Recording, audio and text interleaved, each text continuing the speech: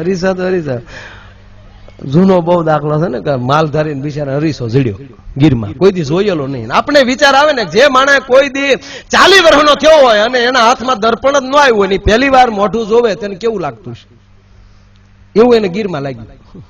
અરીસો મળ્યો તો એને કઈ ખબર નહીં કે અરીસો હોય છે એમ. એને એમ કે કોઈ ખામો માણસ છે, આમ હલે હા વાહ વાહ વાહ, આખો દે આમ જ કર્યા કરે. અને કોક આવે તો ધરદીને પછેડી મૂકી દે, પાછા બધા વહી દે ને પાછો અરીસા આમ લાગી જાય, વાહ વાહ વાહ રામ રામ.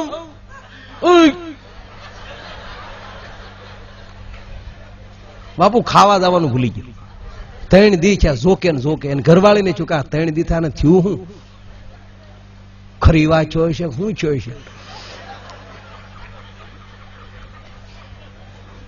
બાય ભાત લઈને જોકે આવી તા ઓલો હામ હરીસા આમ કરે, બાય ને ફળગીને હતડી દીધું. બાય ને શું કે હા મારા રોયા કઈક હતાડ્યું છે.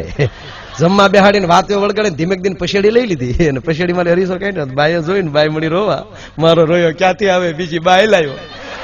હામ હું હામો શિબલી બાય મુઠ્યું વાળ્યું રોતી રોતી, ને હાઉ ને કીધું તમારા દીકરે એક ભાવમાં 2 ભાવ કર્યા.